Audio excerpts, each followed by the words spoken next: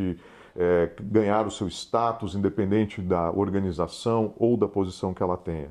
Então eu percebi nesses últimos anos, e talvez a pandemia, apesar de uma história triste, a gente pode contar que trouxe à tona um elemento muito importante, que até então talvez nós discutíamos pouco, que é a questão da saúde mental.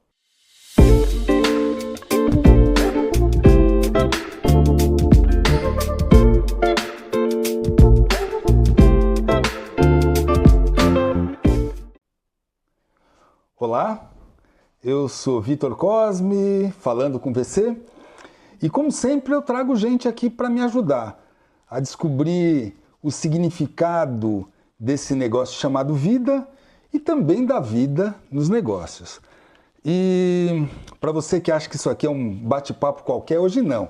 Hoje eu estou tendo a honra de receber uma pessoa muito especial. Na verdade, eu fiz uma armadilha. Eu falei que era para ele jantar aqui em casa. A hora que eu cheguei, tinha uma poltrona aqui para ele, câmera toda apontada. Eu estou recebendo uma pessoa especialíssima, que é o Júlio Turbay. Uma pessoa que hoje eu tenho o orgulho de chamar amigo, mas é, acima de tudo, uma pessoa que eu admiro demais. Júlio, bem-vindo. Obrigado por você ter aceito o convite. Meio que forçado.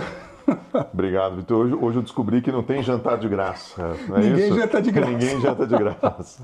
Prazer estar contigo. Júlio, fala um pouco das suas credenciais, se apresenta um pouquinho. Vamos lá. Bom, eu sou Júlio Turbay, sou psicólogo, me formei na PUC do Paraná no ano de 96 e já no ano de 97 eu abri uma empresa chamada Comportamento, Psicologia do Trabalho, que foca basicamente nos temas de segurança, saúde, cultura e comportamento humano. E daí vim trazendo aí, traçando a minha trajetória profissional, minhas conquistas profissionais todas dentro dessa empresa. Eu acho que de tanto nome que você podia ter encontrado, comportamento é uma história muito bonita. E ao longo do tempo, o que você tem descoberto a respeito do comportamento? E como que esse comportamento, ou como os comportamentos, se conectam com o cuidado com a vida? O que você tem descoberto, Júlio? Vitor, se a gente faz uma análise desses últimos 27 anos, né, olhando lá de 97 até agora, eu acho que a gente teve algumas evoluções muito importantes por parte de muitas organizações que entenderam a importância de cuidar das pessoas, não cuidar de qualquer forma, mas cuidar de forma genuína. E as próprias pessoas se deram conta de que o trabalho não pode ser um fator que tire prazer, que tire a vida, que gere um desconforto. Tem que ser uma forma, um meio da pessoa poder crescer financeiramente, crescer socialmente, ganhar o seu status, independente da organização ou da posição que ela tenha. Então eu percebi nesses últimos anos, e talvez a pandemia, apesar de uma história triste, a gente pode contar que trouxe à tona um elemento muito importante, que até então talvez nós discutíamos pouco, que é a questão da saúde mental. Então acho que a gente tem um ganho importante nesses últimos anos, uma evolução, primeiro, de uma preocupação com segurança e saúde de uma forma geral, e em especial nesses últimos 4, 5 anos, com esse tema da saúde mental ganhando um espaço importante aí na agenda das pessoas e das empresas. Quer dizer, então você está me dizendo assim, que até um tempo atrás, a coisa do cuidado que existia com a vida estava muito mais ligado às normas, estava muito mais ligado a CIPA, que é uma coisa importante, ninguém tem dúvida que isso é uma coisa super importante, estava muito mais ligado a equipamentos, a alguma coisa, algum gatilho que não deixa fazer tal coisa se não tiver com a mão aqui.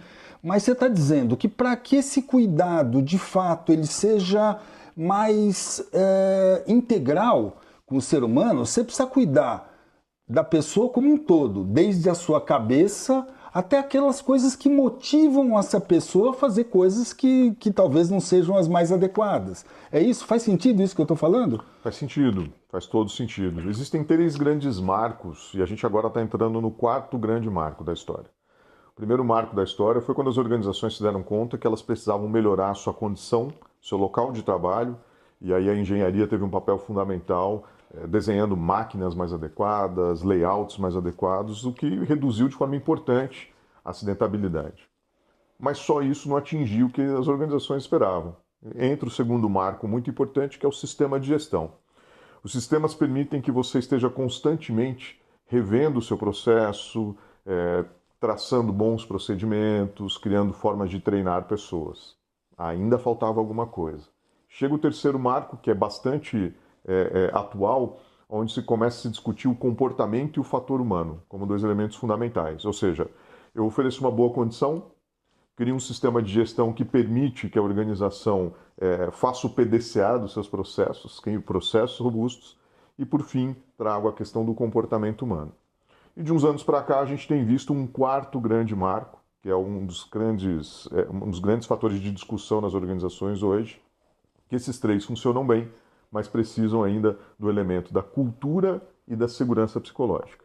Uma vez que você tem uma cultura que privilegia, que estimula o comportamento seguro e que as pessoas ganhem espaços para falar de forma clara suas percepções, que sejam respeitadas de fato, você cria... Tira o medo da relação, tira o medo, né? Você cria uma segurança psicológica. Sensacional. Esse é o fator-chave.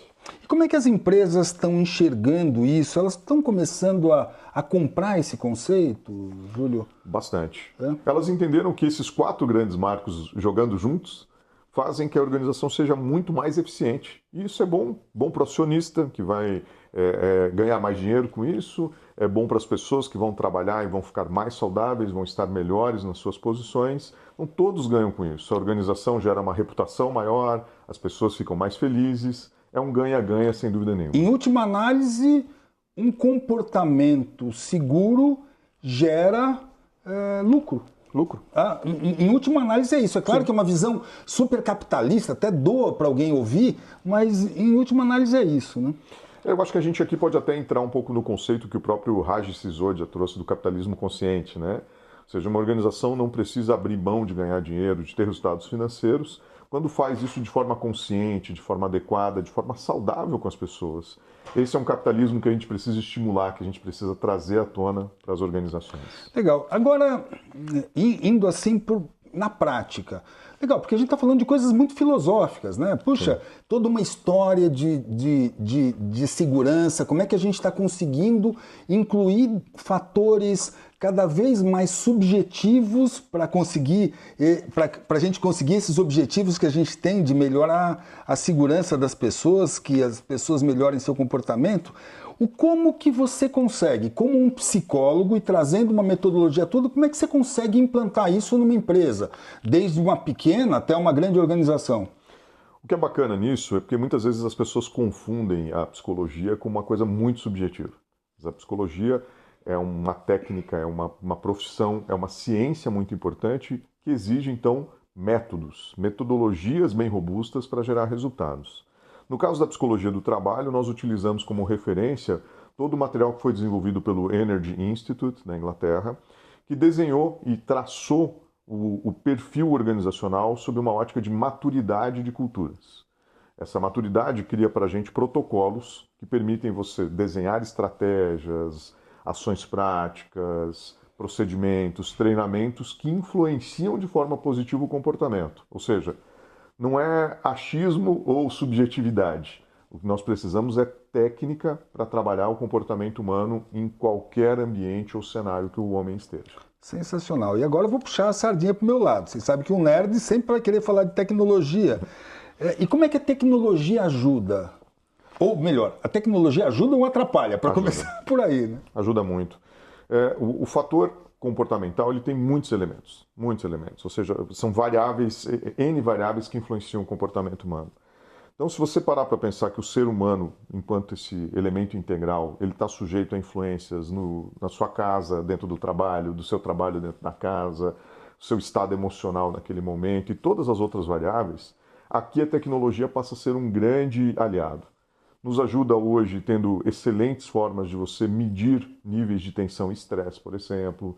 Você tem a estratégia de biofeedbacks que são muito positivos. Os modelos de telemetria dentro das organizações hoje que usam os veículos, né, salvam vidas de forma impressionante. Eu tenho práticas dentro de clientes hoje que conseguem captar uma frenagem fora de padrão de um veículo em tempo real. Então a gente entra em contato com aquele motorista para saber se está tudo bem com ele. A frenagem que está acontecendo da forma que não deveria deve estar associada a alguma coisa que pode que pode estar evidenciando um quase acidente ou uma quase situação de risco, né? Sensacional. Ferramentas de detecção de fadiga hoje são impressionantes. Por exemplo, motoristas de caminhões fora de estrada em mineração, se ele pisca, por exemplo, ou demonstra cansaço, aquilo automaticamente leva para uma central que aciona diversos canais para que as pessoas possam ir ali, conversar com aquela pessoa, ver se ela precisa de ajuda, e é isso que evita acidentes. Quer dizer, é sensacional isso, porque talvez um tempo atrás era assim, é proibido dirigir se estiver com sono. Era isso, né? Exato. É proibido, tem que dormir. Quer dizer, a gente está indo muito além disso e procurando captar muitas outras coisas. Sensacional. Quer dizer, a gente vai, a tecnologia numa ponta, pegando coisas objetivas, tentando captar coisas subjetivas para depois, objetivamente, reduzir a chance de ter uma ocorrência que a gente não quer, né? É isso aí. Sensacional. Legal. Júlio, eu sempre termino aqui, como a gente fala sempre, que a gente quer saber da vida nos negócios e desse negócio chamado vida. Eu queria saber de você, o que você tem para dizer sobre a vida nos negócios, depois de tanto tempo lidando com isso, transformando uma coisa tão bonita que é o cuidado com a vida, num negócio. O que você tem para dizer sobre a vida nos negócios? Acho que o mais importante para mim, quando eu comecei essa trajetória dentro da comportamento, olhando para as questões humanas dentro das organizações, é que isso para mim, antes de ser um negócio, foi uma grande missão. Isso são valores. Eu particularmente me sinto atraído porque eu tenho uma missão pessoal de ajudar as organizações a criar ambientes mais seguros. Eu fico feliz quando uma organização celebra o resultado de tanto tempo sem acidente, porque eu sei assim, cara, tem gente indo para casa bem, indo para casa seguro, indo para casa saudável. Então, isso para mim transformou o negócio em algo que vai muito além de questões financeiras, é uma missão. E isso transformou o trabalhar para mim em algo de saúde mental. Eu amo o que eu faço. É muito mais do que trocar tempo por dinheiro ou trocar conhecimento por nota fiscal. Exato. É muito mais que isso, né? Exato. Alguma coisa que a gente fala, nossa, hoje tem gente voltando para casa em segurança. Uma história legal. E o que você tem para dizer sobre esse negócio chamado vida? Esse é mais chatinho de pensar, né? Você sabe que quando você, na tua fala, né, quando você já falou da vida dos negócios, desse negócio chamado vida, eu já fui, de alguma forma, pensando aqui. Eu acho que a gente precisa aprender a levantar a mão para dizer assim, vida, me ajuda aqui, né? Eu acho que a gente precisa perder um pouco esse viés do sozinho, do empreendedor, que é aquele cara que vai e faz, acontece e adoece por isso. Do herói solitário, que dá um monte de tiro e vai acabando com todo mundo. Nós precisamos acabar com isso. Eu tenho uma preocupação, eu tenho duas filhas incríveis, né? Uma estudante de arquitetura, uma estudante de psicologia. E talvez o grande legado que eu quero deixar para elas, entre muitos, é de que elas precisam aprender que trabalhar é uma coisa boa, porque é parte da vida, mas que o trabalhar não pode tirar a vida delas.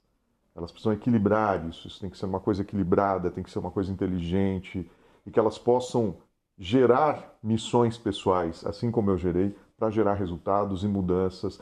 E não é só o empreendedor que faz isso, uma pessoa que está na sua posição, no seu posto de trabalho, pode fazer a diferença para os outros, porque ele tem que levar em consideração que aquela é a vida dele, e é bacana demais. Então, eu acho que cuidar da vida e levantar a mão para fazer as coisas de forma consciente, pedindo ajuda quando é necessário, acho que é a grande sacada que a gente precisa cair a ficha para todos nós. Sensacional. Só agradecer, Júlio, você está aqui. E vocês também, por estarem assistindo, se vocês quiserem saber, se vocês quiserem também levantar a mão, o contato do Júlio vai estar aqui embaixo e vai ser um prazer a gente estar junto em outras vezes. Se quiser, compartilha isso com as pessoas que pode fazer sentido, curte a gente e a gente vai continuar falando com você.